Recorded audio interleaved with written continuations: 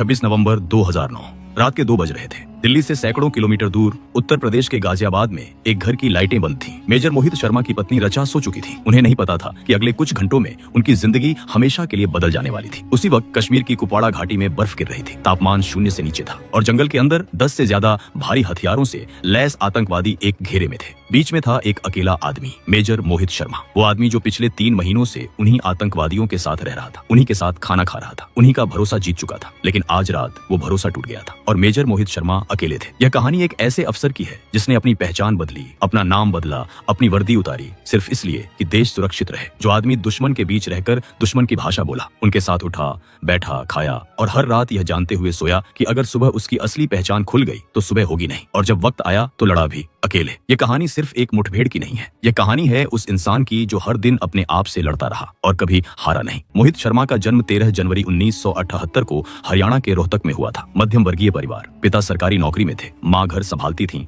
घर में अनुशासन था पर सेना की कोई परंपरा नहीं थी, कोई फौजी पृष्ठभूमि नहीं थी। मोहित खुद अपनी राह चुनने वाले थे, पढ़ाई में तेज थे, खेलों में आगे थे। स्कूल के दिनों में उनके टीचर अक्सर कहते, यह लड़का सामान्य नौकरी के लिए नहीं बना, इसके अंदर कुछ और है। वो बात क्या थी यह शायद मोहित को भी उस वक्त पूरी तरह समझ नहीं आती थी, लेकिन एक बेचैनी थी कुछ बड़ा करने की, कुछ साबित करने की। रोहतक के उनके पड़ोसी आज भी याद करते हैं कि मोहित बचपन में सुबह 4 बजे उठकर दौड़ने जाते थे। किसी ने नहीं कहा था, किसी ने नहीं सिखाया था, यह उनका अपना चुनाव था। जब बाकी बच्चे सो रहे होते तब मोहित रोहतक की उन सुनसान सड़कों पर दौड़ रहे होते। यही आदत, यही जिद, यही अनुशासन, यही उन्हें बाकी बच्चों से अलग करता था। स्कूल खत्म होते होते मोहित का मन पक्का हो चुका था, वो फौज में जाएंगे, और फौज में जाना था तो NDA से जाना था। 1996 में उन्होंने नेशनल डिफेंस अकादमी यानी NDA की परीक्षा दी। पहले ही प्रयास में चुने गए। यह कोई छोटी बात नहीं थी। NDA की परीक्षा हर साल लाखों लड़के देते हैं, चुने जाते हैं गिने चुने, और मोहित पहली बार में ही उन गिने चुने लोगों में शामिल हो गए। पुणे के खड़कवासला में NDA का वो माहौल, परेड, ट्रेनिंग, देश के लिए जीने का जज्बा, मोहित को वही मिला जो वो ढूंढ रहे थे। 3 साल की कठोर ट्रेनिंग, फिर इंडियन मिलिट्री अकादमी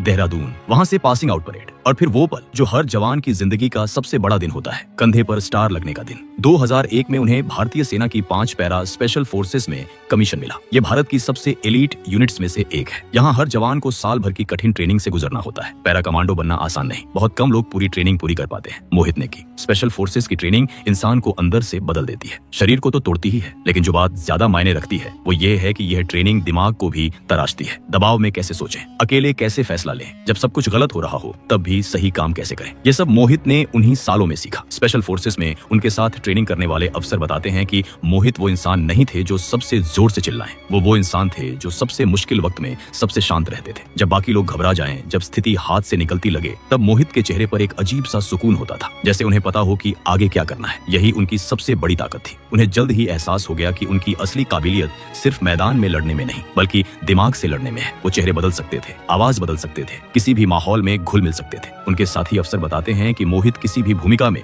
इतनी जल्दी ढल जाते थे कि खुद उनके दोस्त भी कभी कभी चौंक जाते थे। यही वजह थी कि उन्हें स्पेशल फोर्सेस की सबसे खतरनाक जिम्मेदारी सौंपी गई, कवरट ऑपरेशंस, यानी छुपकर, पहचान बदलकर, दुश्मन के बीच घुसकर काम करना। यह काम सिर्फ बहादुरी से नहीं होता, इसके लिए चाहिए होती है असाधारण मानसिक मजबूती, क्योंकि मैदान में लड़ने वाला जवान कम से कम यह जानता है कि उसके साथ उसके साथी हैं, लेकिन कोवर्ट ऑपरेशंस में आदमी अकेला होता है, हर तरफ से दुश्मन, और एक भी गलती मौत। 2008 का साल था। कश्मीर में आतंकवाद अपने चरम पर था। लश्कर-ए-तैयबा और हिजबुल मुजाहिदीन के आतंकी पाकिस्तान से घुसपैठ कर रहे थे। सेना के पास खबरें आ रही थीं कि कुपवाड़ा के जंगलों में एक बड़ा आतंकी नेटवर्क काम कर रहा है। वो नेटवर्क हथियार पहुंचाने का काम कर रहा था, नए आतंकियों को ट्रेनिंग दे रहा था और स्थानीय लोगों को डरा धमकाकर अपने साथ जोड़ रहा था। उस नेटवर्क को अंदर से तोड़ना था। बाहर से हमला करने से काम नहीं चलता, क्योंकि जंगल घना था। आतंकी तितर बितर हो जाते, पकड़ में नहीं आते, और जब तक सेना पहुंचती वो निशान भी नहीं छोड़ते। एकमात्र रास्ता था अंदर घुसना। मेजर मोहित शर्मा को चुना गया। यह फैसला आसान नहीं था। अफसरों को पता था कि वो अपने सबसे काबिल अफसरों में से एक को उस अंधेरे में भेज रहे हैं जहां से वापस आने की कोई गारंटी नहीं थी। ऑपरेशन की ब्रीफिंग हुई, जोखिम गिनाए गए, और जब पूछा गया कौन जाएगा तो मोहित ने खुद हाथ उठाया था। उन्होंने अपनी वर्दी उतारी, अपना नाम बदला, एक नई पहचान बनाई, एक नया इतिहास गढ़ा जो झूठा था लेकिन इतना पक्का था कि कोई पकड़ न सके। और उस नई पहचान के साथ वो उस नेटवर्क में दाखिल हो गए। पहले कुछ हफ्ते सबसे मुश्किल थे। आतंकी किसी पर जल्दी भरोसा नहीं करते, वो परखते हैं, छोटी छोटी बातों पर नजर रखते हैं, बोलने का तरीका, खाने की आदतें, नमाज का वक्त, आंखों में क्या है, इन सब पर नजर रहती है। मोहित ने हर परीक्षा पास की। धीरे धीरे भरोसा बना। वो उनके नेटवर्क में गहरे उतरते गए। महीनों तक वो उन्हीं लोगों के साथ रहे जो भारत के दुश्मन थे। उनके साथ सोए, उनकी बातें सुनी, उनकी योजनाएं जानी, उनके ठिकाने पहचाने, उनके रास्ते नोट किए और एक एक जानकारी सेना तक पहुंचाते रहे, इतनी सावधानी से कि कोई भनक न पड़े। उन 3 महीनों में मोहित एक बार भी अपने घर नहीं गए, अपनी पत्नी से बात नहीं कर सके, अपने परिवार को नहीं बता सकते थे कि वो कहाँ है। उनके माता पिता को नहीं पता था कि उनका बेटा किस अंधेरे में है, क्योंकि एक भी गलती, एक भी लापरवाही उनकी जान ले सकती थी। यह काम इंसान की नसों को तोड़ देता है। हर पल एक डर, कहीं पहचान न खुल जाए। रात को नींद आती थी तो सपने में भी वही डर। सुबह उठते तो पहला ख्याल यही, आज कोई गलती मत करना। एक गलती, एक संदेह और सब खत्म। मोहित 3 महीने तक उस डर के साथ जीते रहे और हर बार परीक्षा में पास होते रहे। और फिर आई वो रात, 21 मार्च 2009। खुफिया जानकारी के आधार पर सेना ने ऑपरेशन शुरू किया। कुपवाड़ा के लोलाब घाटी में हाजिन इलाके के जंगलों में आतंकियों को घेरा जाना था। उस ऑपरेशन की नींव उसी जानकारी पर टिकी थी जो मोहित ने 3 महीनों में जोड़ जोड़कर इकट्ठी की थी। वो नक्शा, वो रास्ते, वो ठिकाने, सब मोहित की वजह से सेना को पता थे। मेजर मोहित शर्मा उस ऑपरेशन में सबसे आगे थे। जंगल घना था, रात अंधेरी थी, जमीन पर बर्फ थी और पैरों की आवाज दब नहीं रही थी। टीम आगे बढ़ रही थी, धीरे धीरे, सांस रोककर। हर पेड़ के पीछे खतरा हो सकता था, हर आवाज